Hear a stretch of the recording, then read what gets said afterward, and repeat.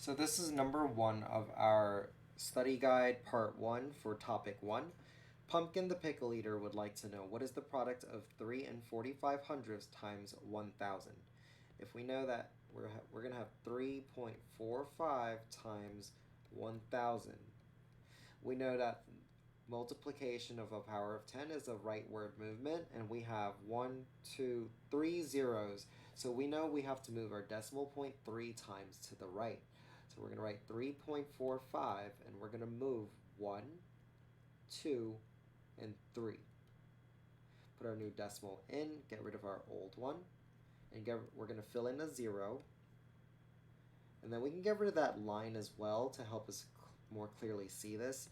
And we see that our number is 3450, or 3,450.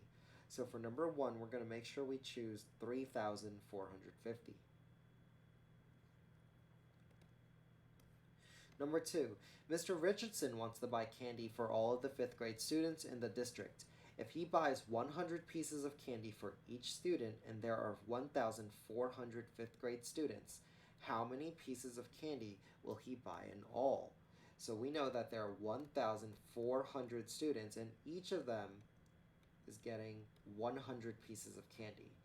So we know that this is going to be a rightward movement since we're multiplying by a power of 10. We have 1, 2 zeros, so we're going to move 2 times to the right. Now 1,400 is a whole number, so we know that the decimal point exists to the right of the ones place. We're going to move 2 times to the right, 1, 2, put our new decimal in, fill in the zeros in those empty spots. We're going to get rid of that old decimal point in the lines. This shows us that our number is going to be 140,000. So for number two, we're going to make sure we choose 140,000 pieces of candy.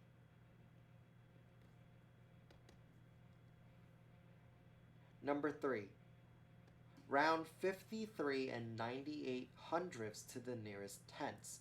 So if we have 53 and 98 hundredths, we're rounding this to the nearest tenth. So we're going to underline our tenths place, which is this 9 right here. And we're going to look at its neighbor. We see that its neighbor is 5 and up. So we're going to do a +1 rule. Remember, if it's 4 and below, we do a +0 rule. But since it's 5 and up, we're going to do +1. We put our +1 here, we're drawing our columns, and add. 9 plus 1 is 10. We regroup that 1 into our ones place here. 3 plus 1 is 4. And then the 5 will not change. Bring down that decimal point, and then everything to the right is going to turn to a 0. So we know that our answer here for the nearest tenth is going to be 54.00, which will be this option right here. Number 4, round 53 and 59 hundredths to the nearest whole. This hint is really important. The nearest whole always means the ones place. So we're going to write 53.59, and then we know that if it's 4 and below, we do +0. If it's 5 and above, we do +1. So let's go ahead and underline the ones place, which is this 3, and we're going to look at the neighbor. The neighbor is 5 and above, so we're going to do a +1 rule. And then 3 plus 1 is 4. Nothing's changing to the left, so we're going to keep that 5. We're going to bring down our decimal, and everything else to the right becomes a 0. So we know that for number 4, we have 54.00.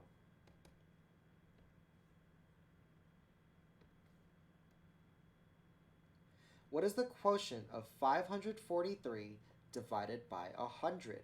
So if we have 543 divided by 100, we know that this is divisions of a power of 10, so we're making leftward movements. And there's 2 zeros, so we're going to move left 2 times. Now 543 is a whole number, so we need to give it a decimal point to move. And we know that in a whole number it exists to the right.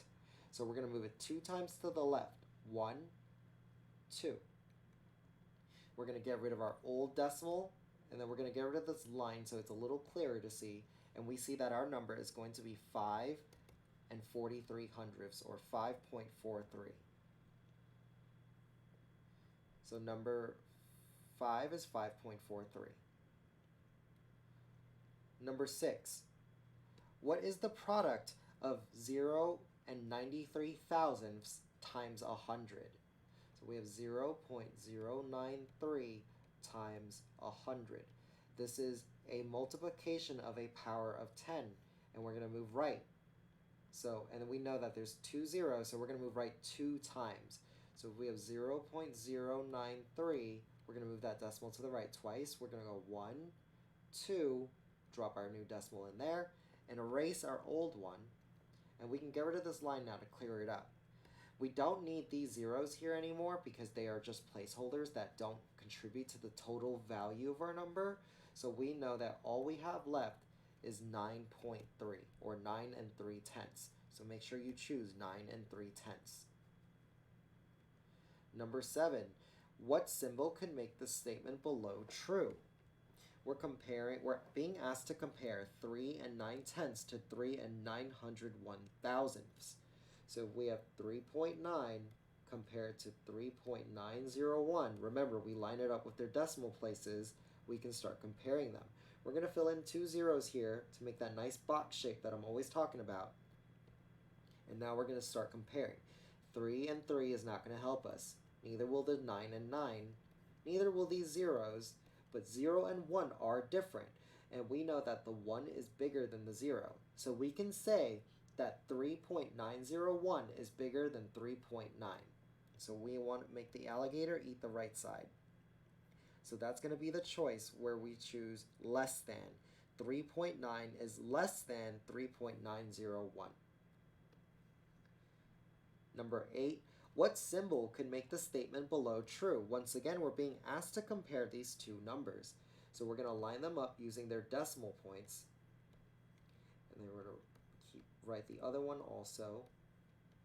And then we're going to fill in our zeros to make that nice box shape again. And now we can compare.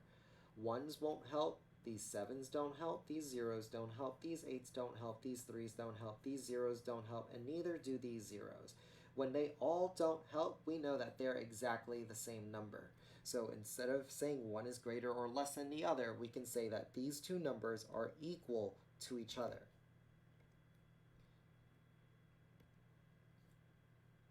Number 9, which statement is true about the value of the 7s in the number below?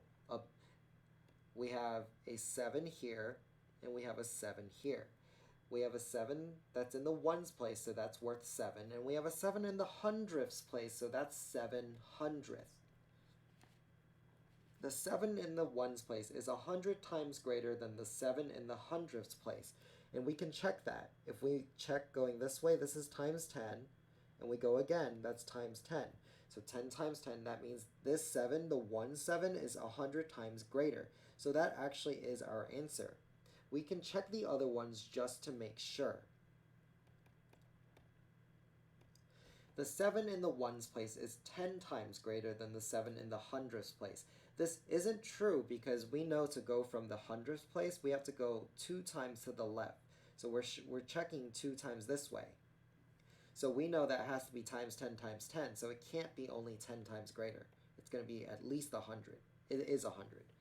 The 7 in the hundredths place is 100 times greater than the 7 in the ones place. While this is a true statement, we don't have a 7 in the hundredths place, so that statement isn't true for this number. The 7 in the hundredths place is 1/10 the value of the 7 in the ones place. This is also untrue because the 7 in the hundredths place is 1/10 of the 7 if there was a 7 here in the tenths place instead. But we don't have one there, so that statement is also false.